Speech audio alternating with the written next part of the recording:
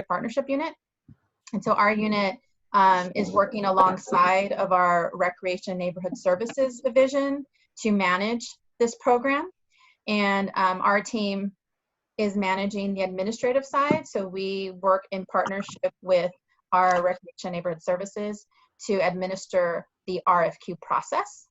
And so that's kind of my role here today, along with Molly Vasquez, who is also on the call, who is the analyst for the request for qualification process. And she'll be leading us a little later through some contract monitoring and qualification and application requirements. So I want to now turn it over to Pauline, who is my partner in leading this program. So go ahead, Pauline. Hi everyone, my name is Pauline Keck. I'm the supervisor for the Neighborhood Center Partner Program.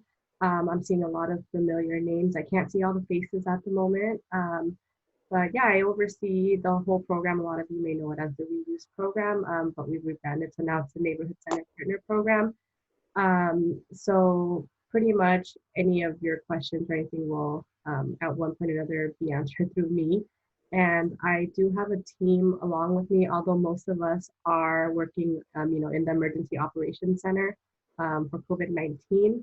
But I do have typically the person that would be overseeing, a lot of the day-to-day things would be Fabiola Salcedo. And then I also have our community coordinator, which is Basil Hernandez. A lot of you may also be familiar with Anthony Ossenfort. He is officially no longer with our Neighborhood Center Partner Program, but he's always around to assist. And then we also have Chris Sandari. He will also be helping out with duties that, Anthony used to do, and then along with, any other operational stuff. And that's pretty much the Neighborhood Center Partner Program team. Great, thanks, Pauline. So today, well, before we get started, if I can we have a large group and we would have liked to have this in person. Unfortunately, we have to do it through Zoom. And if you could rename yourself, we'd like to see your name and what agency you're with or what agency you're representing today. And because we will like to track the participation of today's workshop. So if you need help in renaming, you would go to the top of your video and there's the kind of this 3 dot. If you hover over it and you click on it, it has a rename option. And so if you can rename, and I'll do mine right now, I'm gonna rename. I wanna leave my name in there and just put what agency that I am representing. We'd like to just track the participant for today, participation. And if you're for some reason not able to figure that out, just go ahead and put your name and organization into the yeah. And then the next thing is a little bit of housekeeping. And so throughout the workshop, we have a lot of content to go through for the application. And we are also going to provide a web grants training session after going through the application information. So if you can mute yourself, everyone, if you can mute yourself and throughout the workshop, just we want to make sure we get through all of the information. And then if you have questions, because we want to document all questions, we'll be posting all questions and responses to the web grant system, which is our grant management system for the city. And that way everyone that is interested in applying will see all questions and all responses. And so we want to make sure we're documenting those. So if you do have a question, you can start putting them in chat. Today, we will try to get through as many questions as we can. And for those that we are not able to, we will be including it in a addendum, which will then be posted to web grants.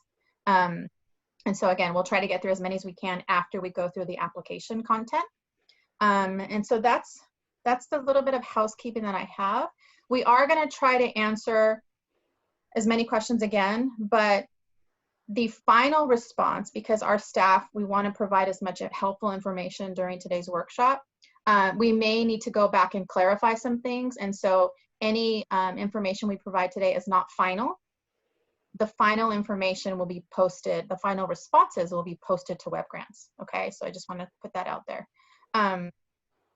Okay, so we are going to move on to. And then, sorry, Petra, one other thing I see somebody put in the chat, where can we get the recording if they're unable to stay? So we are recording this just so everyone knows. And then we will get it converted, and then we will send out the link. And then we'll probably send it out a few different ways. If everyone is here, we'll, if we have your organization's name, we can send to you. And then we will most likely try to post it to the city's YouTube. And then I don't know if there's another way in web grants, Petra, if we can send out the link, but we'll try to get it out in as many avenues as possible. Yeah, thanks, Pauline. Okay. So for what we'd like to cover today, really the purpose of today is we want to provide you some key information in the application and the timeline, when the deadline is for the application, the timeline for the question and responses for this RFQ. We want to walk you through the different forms that we've provided and all of the attachments in web grants that you'll need to refer to if you're planning to submit an application or a proposal. And then we'll walk through the forms that you're required to attach to your proposal if you plan to apply. We want to do a little background. Pauline will walk us through a little background of the program and talk through some provider responsibilities if you are qualified and selected to enter into a contract with the city. And then Molly will walk us through what are some compliance and monitoring requirements that you can expect as an agency if you enter into a contract. And then Molly will also walk us through what are the application requirements in order to apply. And then we'll look at what are we looking at as we evaluate the different proposals, and we'll talk through what that criteria is. And then we'll have some time for questions, and we'll try to respond to as many questions as we get. And then after that, we'll end with a web grants tutorial. Some of you are familiar with web grants, so you're welcome to jump off at that point. But there is some different components in this application, and so you may want to stick around. She'll walk you through where to register if you're new to web grants, and then we'll walk through also the different forms in web grants that you'll need to complete in order to submit a full proposal. Okay, so really the purpose of the request for qualification is we want to create a new pool, a new qualified pool of agencies from which the city will offer non-exclusive use of either an entire neighborhood center or a portion of a neighborhood center in exchange for programming and community services that primarily serve San Jose residents and that align with our neighborhood center partner program priorities, which Pauline will talk through what our priorities are for the neighborhood program, the neighborhood center program. And then she'll talk a little bit about how the program has changed from a previous, the name and some of our goals and priorities. And so with the pool, so for this process, the pool, you would be qualified for 9 years. Agencies in the pool at the city's discretion will be selected to provide services at neighborhood centers. But by being included in the pool, the city does not assure that you will be selected to provide services. You will be this process is to qualify. And then we would then from that pool select agencies to provide services. And so this is a new process. So the previous pool has now expired. And so anyone that wishes to move forward and continue to partner with the city and provide services are required to go through this new process. Okay, so timeline for this RFQ. We released the application through web grants on Wednesday, January 6th. Today is our pre-proposal conference, and our Q&A period started right from the point we released. And so you can send questions to Molly Vasquez, her email, and we can, Molly, if you want to put your email in the chat, we can send that out. It's also in web grants, and we'll walk through that where you can find her contact information, and it's also on the application document.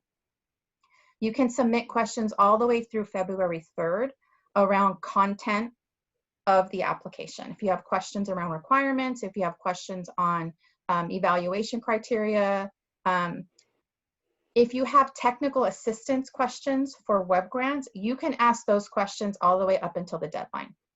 We can support you and provide technical assistance on how to submit an application through web grants all the way to the deadline.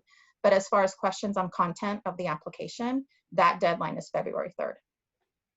Proposals are due on Wednesday, February 10th at 4, and we strongly encourage you to submit them before the deadline. We cannot be responsible for any delays or glitches, and so we just want to make sure that everyone understands that the deadline is at 4, and we are not able to accept any applications that are submitted after the deadline. We will notify those agencies that qualify and that we are going to include on the pool by Friday, March 5th. And then we intend to enter into contract with those agencies selected from the pool to start services on Thursday, July 1st. Okay. So here I wanted to just pull this up front because some of you may already have an account with Web Grants, and you can go right into the Web Grants funding opportunity, which is the Neighborhood Center Partner Program RFQ 2021. And you can go to the attachment sections, and these are all of the attachments that you'll find. So we have provided the Neighborhood Center list that includes 28 centers that Pauline will show you a little later in the presentation. We also provided the exemplar for this program. So if you're selected from the pool to enter into a contract, the exemplar will go over all of the contract requirements and all of the exhibits of the contract. We also pulled out the insurance requirements from that exemplar, and it'll include all of the insurance requirements for each agency that you'll need to have in place for the term of the contract. And then attachment D is all of your required forms that will need to be attached to your proposal, and it'll also include any other requirements that you'll need to submit by the deadline. And then attachment E is the actual application document, and this is a really key attachment, and it has all of the different requirements and information that we're going through today. Again, today we're trying to cover the key components of the application, but you'll find a lot of this information in detail in the application. And as we go through the presentation, I can reference page numbers, I can go back to sections if some of you may have that document in front of you. And so the next column over lists out all the forms that we are asking for as part of this proposal submission.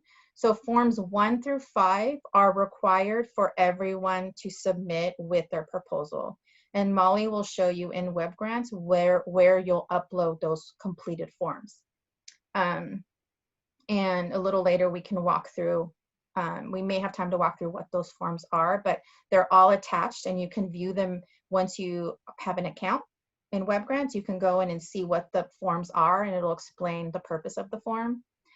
So 1 through 5 are all required, and that'll show on your submittal checklist. Form 6 is not required for everyone. It is only required for those that wish to have the preference of the local and small business. And then we've provided Form 7 just for reference. It lists out all of the questions that you'll need to respond to in Web Grants, but we wanted to provide it in a separate form. You're not required to submit Form 7.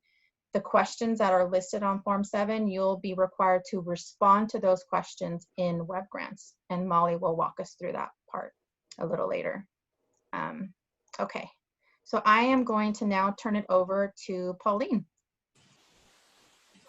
Hi everyone, you can go on to the next slide, Petra. So what is a Neighborhood Center Partner Program? I'm going to just back up and give you a little bit of background. So in 2008, the city created the Community Center Reuse Program, and that was in response to the budgetary challenges that the city was having. We were no longer to operate all of our facilities. So instead of leaving these buildings empty, we established partnerships with service providers to maintain services for the community. And that's what many of you know as, the reuse program. And basically, fast forward, 10 plus years,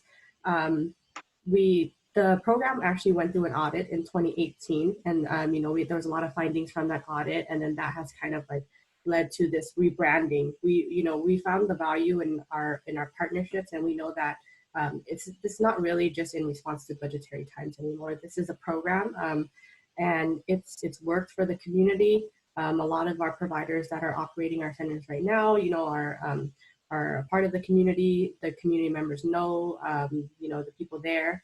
And so we were trying to think of like, the reuse program. It never had, very appealing name. It kind of just sounded like it was leftover. So we decided, how can we really honor the program? And that's where we came up with, the Neighborhood Center Partner Program. It is a partner program. This program does not exist without our partners. And it's more than just maintaining services. And, we do have things that we're looking for. And we have, like I said, we know that the strength of the program is determined by the services that our community partners provide at these centers. A goal that we have is to, increase public access, provide quality programming, high priority services and resources. And you'll see, I'll go over in a little bit, services that also support, our new priority service areas. Next slide. And when I talk about our priority service areas, we have these 4 core priority service areas that we've come up with that really should be guiding our programs. The first one is education and digital literacy. The second one is economic and stabilization opportunities. The third is safe and welcoming neighborhoods. And the fourth is health and wellness. These 4 core priorities make up, a thriving and healthy community. That's why we've chosen these 4 as, the priorities and goals for our program.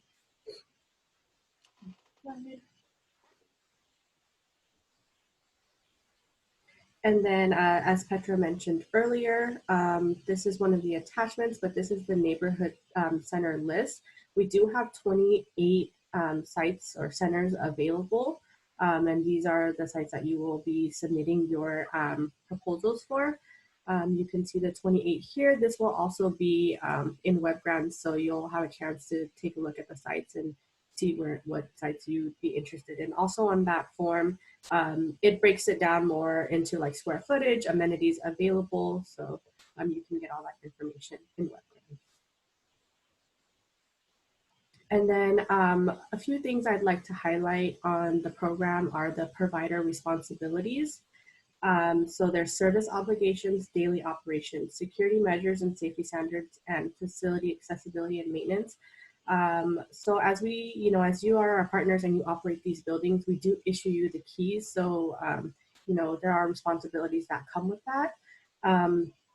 For service obligations and daily operations, one main change that we've made to this from the previous program is before we used to have you report or have providers report on units of services. And that was basically just the amount of classes or events that they've put on, the length of the classes and events, and then we would multiply that by, how many people were actually served. And we came up with this number, which was like the unit of service number, but nobody really knew what that number meant. There was no context involved with it. So now we've rebranded, because one thing that we've heard is that people want access to the buildings, like direct access to the buildings. So what we've done in this you'll see it in the new proposal, is that in order to operate one of the facilities, you must have at least 45 hours, 45 operational center hours per week. And of that, 67% must be direct service hours. And then the other 33% can be indirect service hours. So what that means is that if you're, the lead service provider for, building A, you must have your doors open to the facility, at least 45 hours a week. That's to the public. And of those 45 hours, at least 67% must be direct services. And when we say direct services, we mean, you have to be open to provide services to the community. And then indirect service is more of, if you need time to host staff meetings and trainings, you can do those as well. So that's the main change that we have for the program coming up. And then when we talk about security measures, safety standards, facility accessibility, and maintenance, we just want you to be responsible for the building. If you see, you're the ones that are on site daily, we're not there, so we'd like to know, if you see an issue or the water's not working or the light bulb's, broken, those are things that we would like for you to communicate to us. That way we can maintain the facility. And then security measures and safety standards, that's, providing safe facilities for the community, and then also just responding to alarm calls and things like that.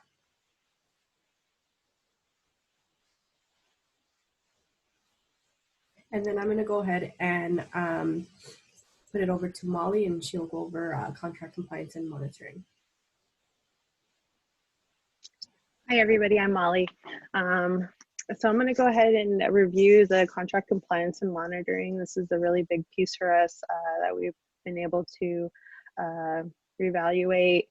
I'll go ahead and start by explaining our program calendars. Program calendars will be submitted biannually and monthly. So biannually meaning we would like you to project your services for the next 6 months, and you will start, if you're selected, you'll start by first giving us that projection of 6 months, and then monthly after that, as things may be changing, because not everything's always going to be the same every 6 months.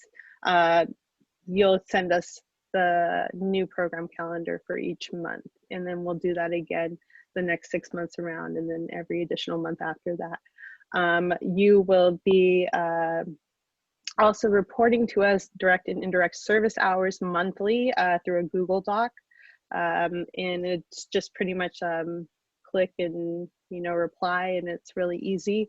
So we'll be also doing that monthly as well to help us stay abreast to everything that's going on with you, and also to make sure that if you're having any concerns or any programming issues, we can help support you in that. And so, which leads me now to the biannual reports. The biannual reports are a little more in depth on that. Talks about program attendance, customer or participant satisfaction. So currently our providers do send us their customer satisfaction reports, and we will continue to do that moving forward, but we will also continue to make sure that these reports are up to par with what your goals are. So you'll have some general goals, and then some user specific goals, and really with those surveys we'll be comparing them and to make sure that you're on track.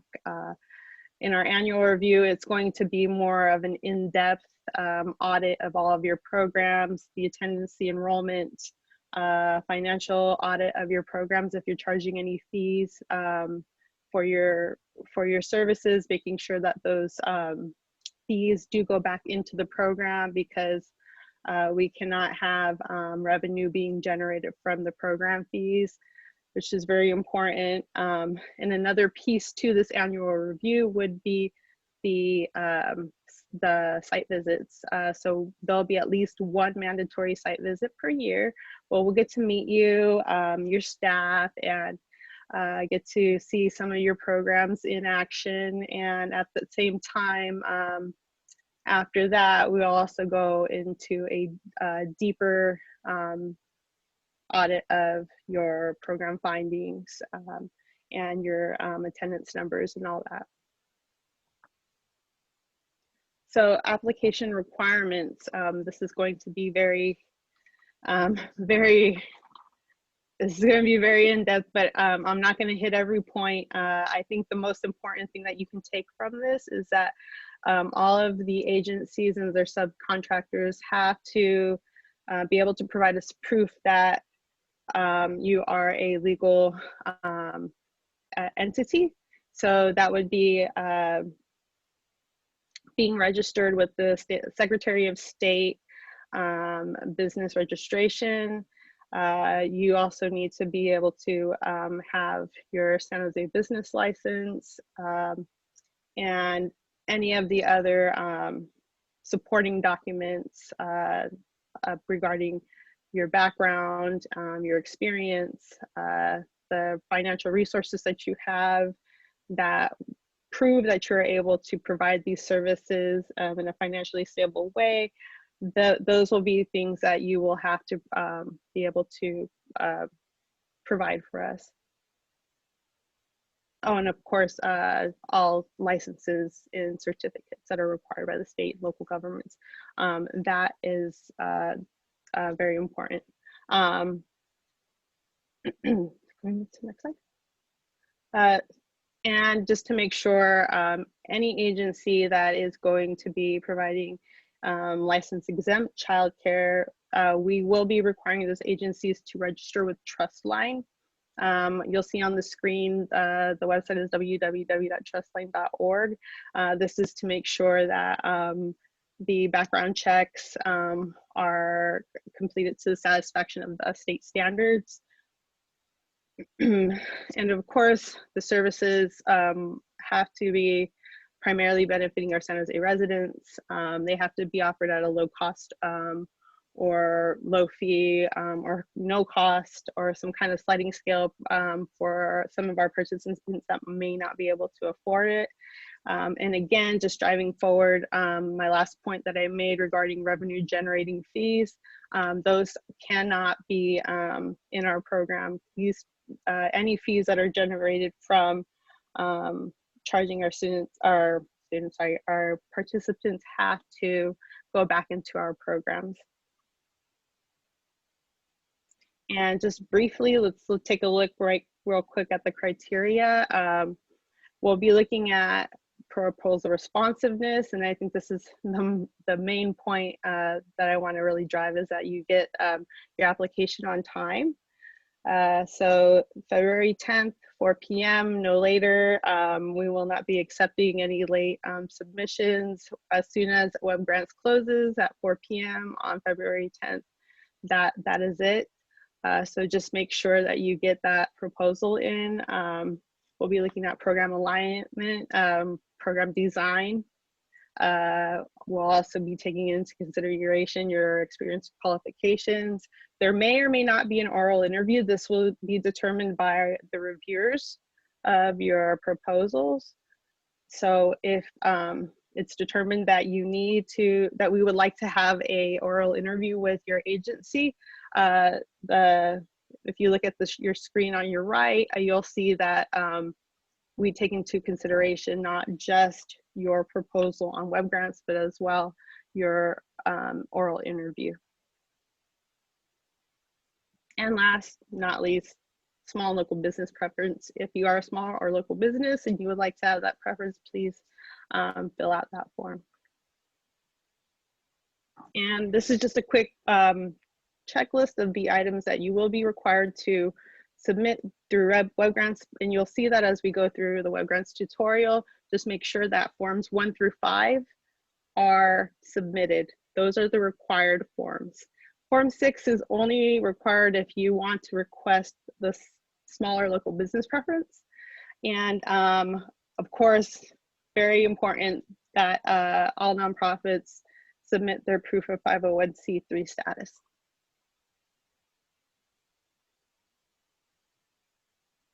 And thank you. We'll go ahead and get to Web Grants. So I'm going to stop here and we are going to go through the chat really quick just because I know we received several questions and we're going to try to get to as many as we can right now. The recording, I believe Pauline addressed that. We are going to send out a link to all the people that are here on the call. However, Pauline, I think we need to look at where else we can post it that makes it available to potential applicants. And so we will look into that and include our response when we post this addendum to web grants. We will have this PowerPoint, if that's the question. We will have this PowerPoint available on web grants. We will attach it. And I was actually working on that now as the presentation was going. I want to get this to you as soon as possible, so we will upload that to web grants. Is the RFP on web grants? So if you're speaking about the application for this RFQ, yes, it is on web grants. It is attachment.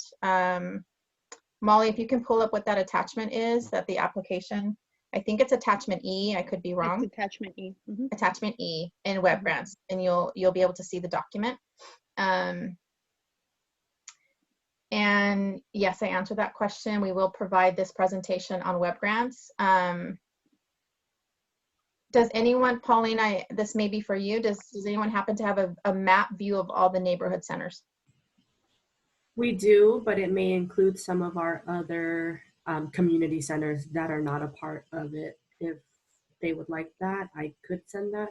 I just want to put that out there that it's going to have all of our, community centers, and some of the sites are not eligible for the RFQ. But as long as everyone's okay with that, I can maybe we can add that as an addendum. Or we can add it as an addendum. Yeah. Mm-hmm. Okay. Is there a list of who are the current lead service providers? Pauline. Yes, we can make that available as well. Okay.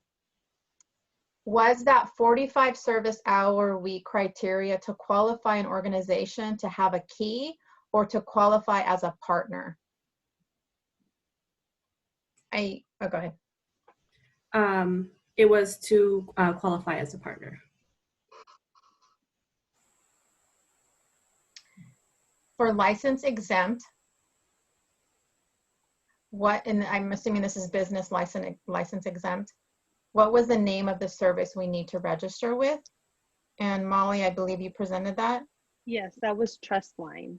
The website is www.trustline.org, and I'll go ahead and add that to the chat right now. So that was a different license exempt. Thank you. Okay. Next question. Just to be sure I understand, an organization that would be able to sustain this partnership would need to have sufficient funding for 45 hours of services per week, since program fees could not be used to pay for the FTE and other program expenses. I'm going to turn that over to you, Pauline. Yeah, so I believe that the fees that you generate, you're able to use to pay for staffing, as long as those staffing are, working for your organization that is that qualified to operate the center. I have another question here. Do current program participants have any preference? I'm not sure we can respond, or I'm not sure what the question is. If you can redraft that, I'm not quite sure what you're asking. Is it participant agency or actual participants in the community? How many facilities are empty? Pauline, you may not, do you have that? Is it facilities from the 28? Can I throw it over to you, Pauline? For purposes of the RFQ, I don't think it would necessarily matter which ones were empty, because this is a new pool. So we're starting from scratch. So to clarify, we are applying to be able to provide our existing programs in these neighborhood center spaces, as opposed to applying for funding from the city to deliver new program services in these spaces. So if I understand this, existing programs fall under previously qualified agencies, and Pauline's jump in. This is a new process, so this will determine who will be selected to run services in all 28 sites. So if you're currently providing services and you do not qualify for this process, you will not be able to provide services at those sites. Is that correct, Pauline? Correct. And then I think the question also says, let's see, we're applying to be able to provide our existing programs. Yes, you are applying to provide your existing programs as opposed to applying for funding. Correct. We do not provide any funding for you to run your programs. Okay. And then the next one, are you saying that fees can be cost recovery, but not profitable? Can't make a profit through fees? I believe that's the way that it is written in the contract, but we can, confirm. And then, like Petra said, when these lists of questions will be, we'll have these available with the confirmed answers. But I do believe that they can be cost recovery, but not profitable. What will happen with existing partners and key holders? So what will happen if you do not qualify, or if you do? I'm thinking it's if you do not qualify. So if you're an existing partner and you're a key holder and you do not qualify, is that the question? If you can clarify that. The next question, I noticed Bascom Community Center was not on the list that was presented. That is correct. Bascom Community Center is not a part of the Neighborhood Center Partner Program. Next question, to clarify, does an agency that already participates in the facility reuse program have a higher chance of being selected, or is this application process a clean slate for every agency? If you are already participating in the program, you don't technically have a higher chance, but in the grading thing that Molly showed, it will go towards your experience. So you could be, graded higher in experience-wise because you have run a center before. But other than that, there's no other, preference or priority for anyone who is currently a provider. All proposals will be evaluated in the same way. So it's based on how you respond to the questions that are included in the evaluation criteria. Let's see. One more question. Can the 45 hours be shared in facilities that more than one agency is using? So Barbara, are you meaning that if there's one lead provider and they can't get the 45 hours, can they bring in another agency to help offset the 45 hours? If that's what you're asking, then yes. Okay. So let's see. Can we run county funded programs in these spaces or only city funded programs?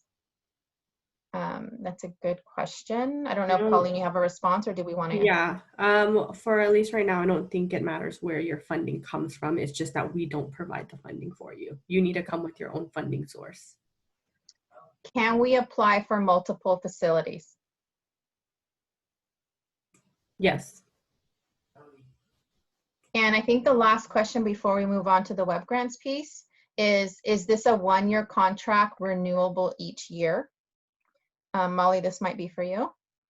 So the initial term for agencies that are selected will be 3 years for centers that are on parkland, and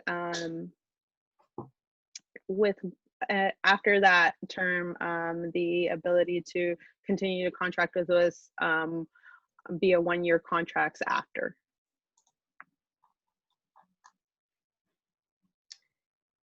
So initially, we'll give you this 3-year term, and then once that 3-year term is up, we'll continue to contract, but on a yearly basis. Okay. Okay, we got a couple more. I think we need to turn over to, well, let's see if we can answer these last two. So if we're selected as a partner and then ultimately selected to deliver services, is there any funding or money from San Jose to support that programming? No. There's So no grant funds attached to this process. Correct, Petra. There's with this RFQ, there's no funding attached to it at all. And then who is the RFQ review panel? Is it only City of San Jose PRNS employees? We haven't finalized the panel, but it will not be only City of San Jose employees. We will include other stakeholders and partners in the panel. Okay, I think we got through all the questions. If there's any other questions that come in after, we will include those in our posting to the addendum, and it'll be titled Q&A for the pre-proposal workshop, Molly. So just look for that in the addendum section, which Molly will show us in a little bit as we go through rep grants.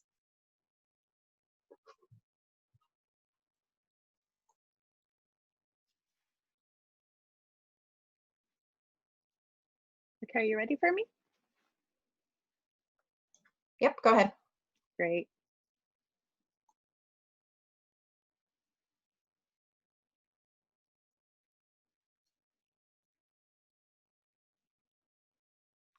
So when you first, actually, let me backtrack.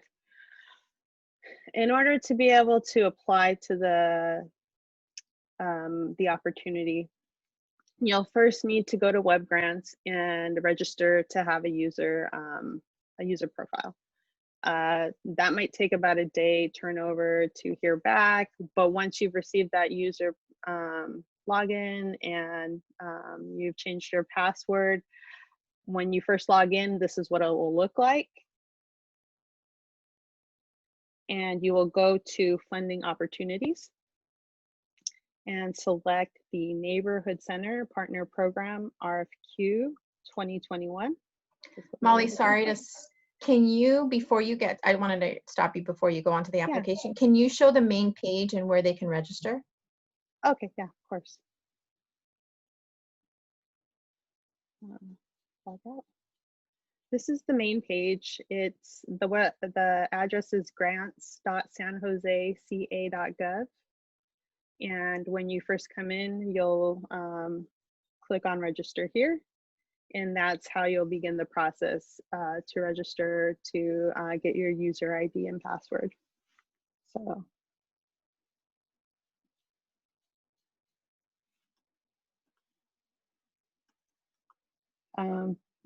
Petra, is there any way for me to not be able to show the password for this? Can you switch or I'll stop sharing.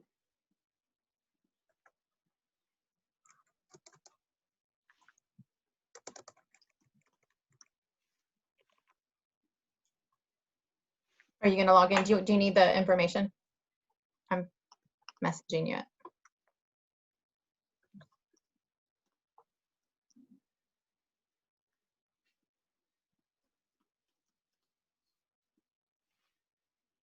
Okay, I'll go ahead and share my screen again now.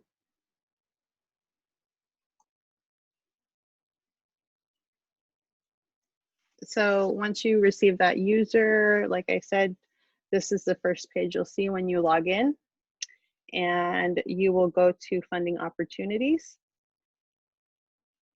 And in Funding Opportunities, you'll see what's open for application, and you will just go to the Neighborhood Center Partner Program, RFQ 2021. And this is where you'll start a new application. So you'll see right there on your right-hand side, there's a hyperlink for starting a new application.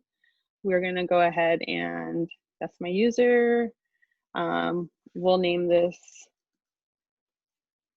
Molly's Test. Make sure that the authorized official is myself, test one. And your organization, I'm Baseline Organization. So after you've done that, make sure that you click Save.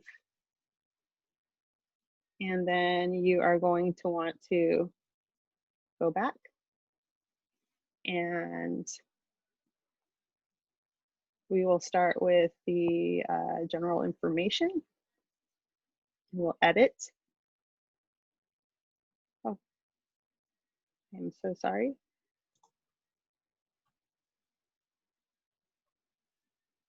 If you can go to application forms from there, Molly, as another option. Yeah. That's right. I go to, And then go to signature. Okay, can I Yes. select it through application details? Yes, there we go. Here we are. This is the whole view of your application. It has the conflict of interest questions, your questionnaire. When you get to this page, you're going to want to make sure that you click on edit. Am I in the right area, Fitra? Yeah, so the first form is the general information, which is just putting your, it'll have your information, your project title, which Molly just filled out. Once you finish that, you hit save, and then you can go to application forms that Molly is hovering over, and then it'll show. So this is kind of how you're tracking all of the forms that are required, and it'll track as you complete them. You will not be able to submit until you have all of that complete column checked off. So you'll want to make sure each of these forms, general information, application signature, conflict of interest, the proposal questionnaire, which lists out all of the questions that are in the criteria, and then all of your forms. And so as you go through and you go to application forms, these are the 5 forms that you need to fill out. So the next one in line is the application signature. Thank you, Petra. So this application signature, it'll be prepared by me. Make sure that you select the box for application signature, and then for your signature date, just click on the little calendar there and make sure that you hit save. And then we will mark this as complete.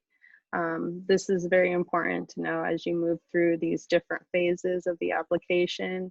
If you feel like you are not done, don't mark it as complete, but this application signature right here is definitely, there's nothing I'm going to need to change about it, and I don't think there's anything I can change about it now. I'm going to go ahead and mark it as complete.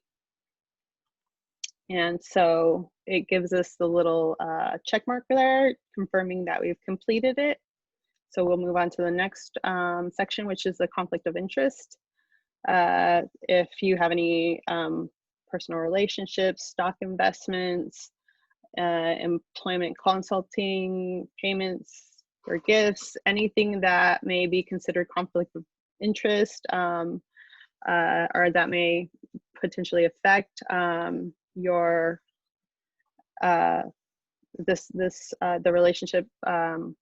If you have any relationships or anything that may affect you in your application, you're going to want to fill this out. We don't have any, so we're just going to pretend like we don't have any. We're going to say no, and then save. Oh, all the required fields. It's not going to let me skip through all of them. I'm going to say no on all of them because we don't have any conflicts of interest.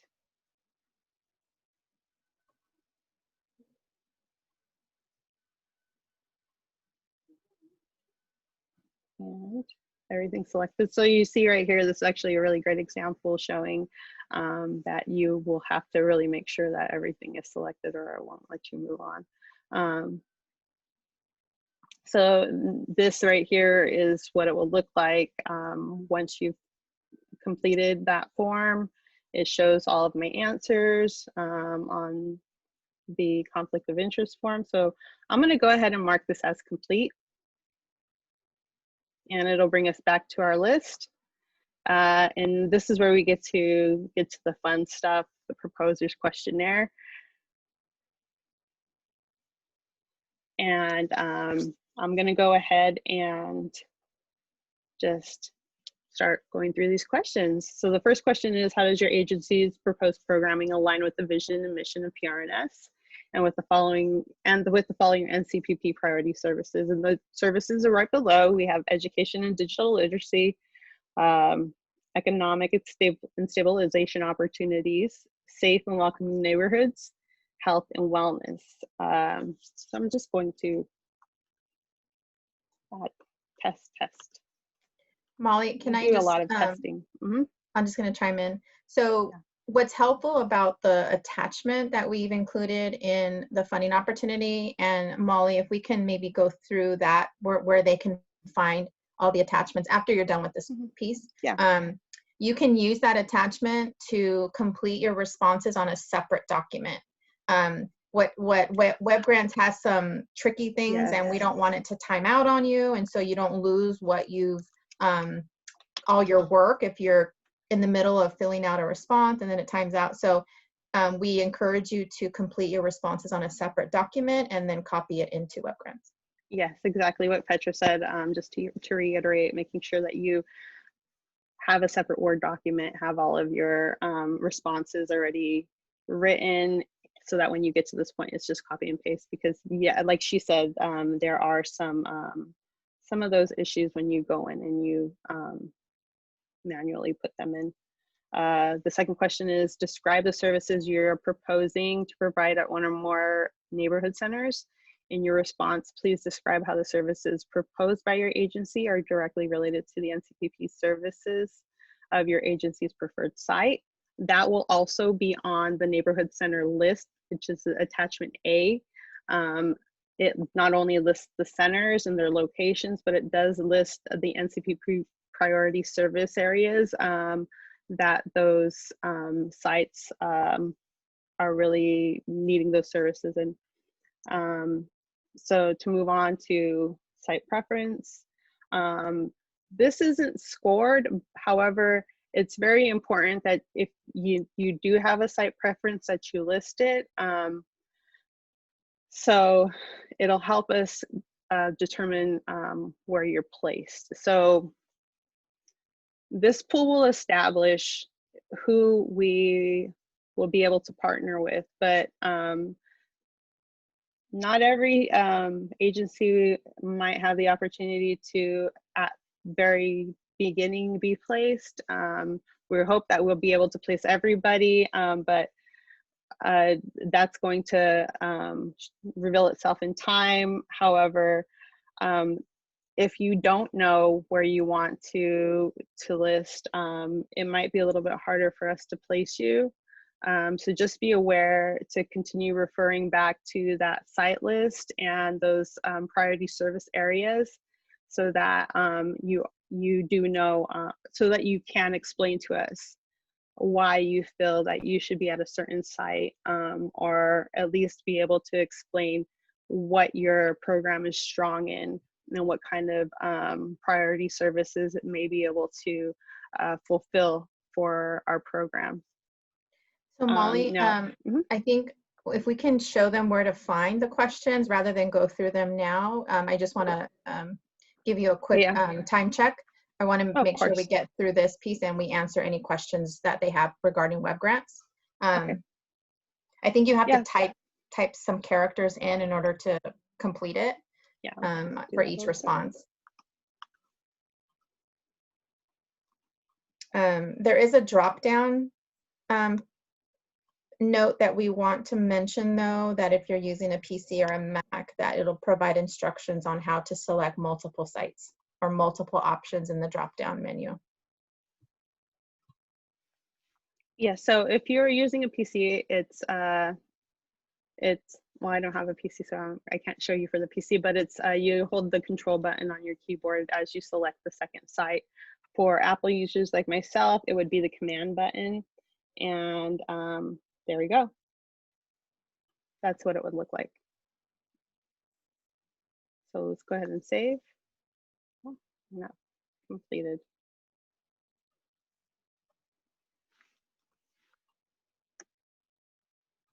Okay. There we go. This is what our responses will look like when we've submitted them. We'll be able to take a look and see if we want to add more.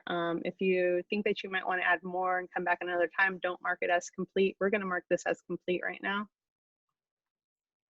Even if you mark as complete, you can still go back and edit it before you submit. And so this leads us to our final section, which is the Ncpp 2021 forms. This is very important. This is where you'll submit forms 1 through 5, which are the required documents. If you're a small or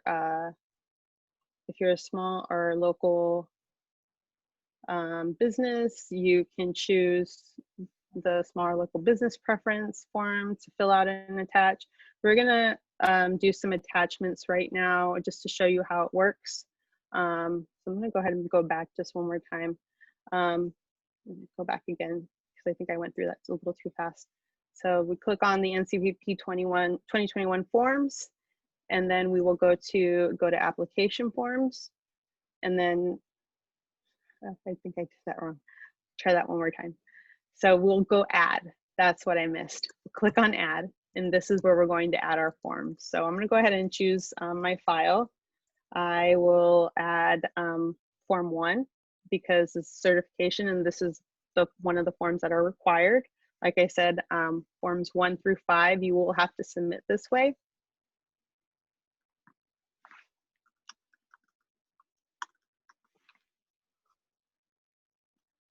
And then just make sure you hit save. And there we go. There's our certification form. And that's what it looks like right there.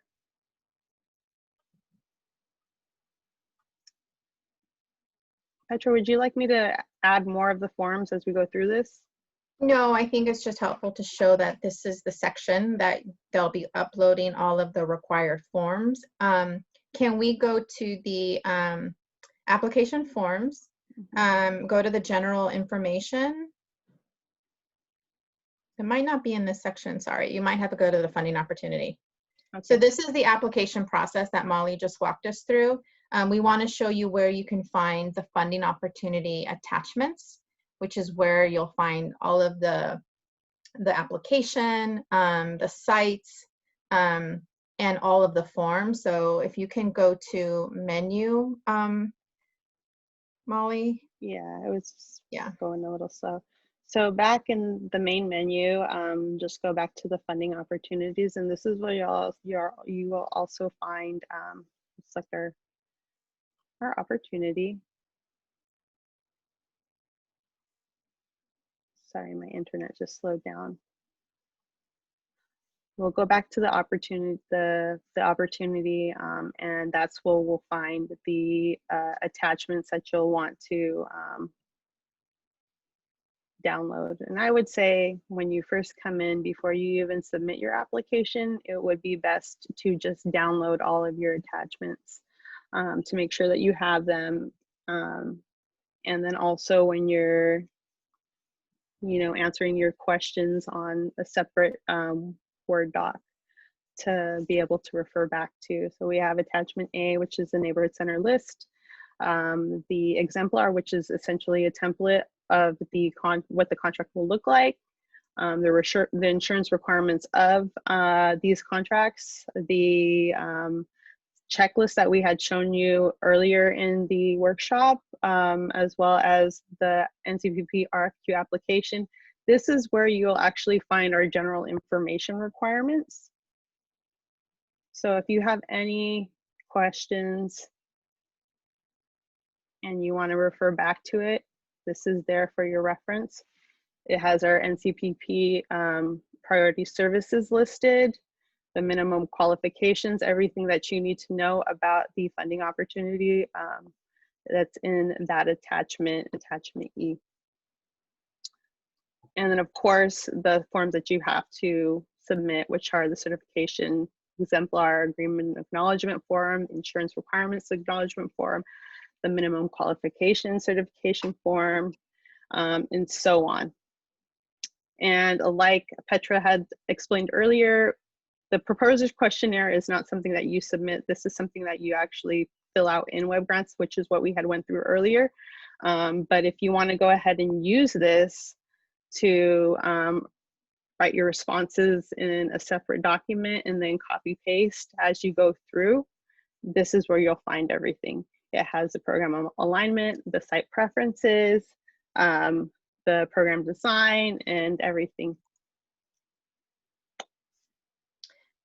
So this page here, thanks Molly, This page here, once you click on the funding opportunity, before you start a new application, I recommend that you go through all of the information. So this will have the deadline, the project start date, end date for the first year, Molly's contact information, all of the attachments that go along with this RFQ. And then if you can scroll down, Molly.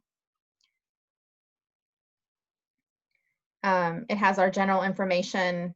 Oh, scroll up just a little bit. Minimum qualifications here, and it's just a quick synopsis of the RFQ opportunity.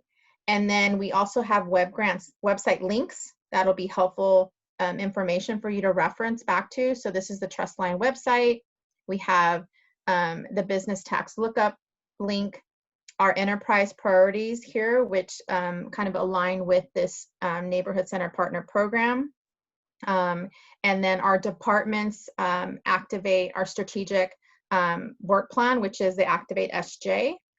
And then today's link for today's workshop was there available for you. And then any addendum, so anything that we post after the release, which was January 6th, will go in the addendum section. So like the workshop presentation, the Q&A will all go in the addendum section. And if we have any changes to the application, they will also be posted in the addendum section. Okay. We are at a time, we're over, and so please post any questions that you have for web grants. You can post them in the chat, and I encourage you, if you have any questions, you can email Molly. If you have technical assistance, you can also reach out to Molly if you need assistance in getting through the web grants, navigating through web grants application. Okay, and with that, concludes our pre-proposal workshop. We thank you so much for coming, and we wish you luck. And again, please refer to the timeline. The Q&A deadline is it February 3rd again, Molly? Do you have the timeline there? Yes, the Q&A deadline is February 3rd. February 3rd. So make sure we're going to post responses for today. I believe middle of next week, end of next week, Molly. I don't have the time on that, but then you can continue to submit questions up until February 3rd. Yes, February 3rd. Okay, thank you so much. Thank you, everybody. Thank you, everybody. Thank you. It's good to see all of your faces, and we look forward to having you apply.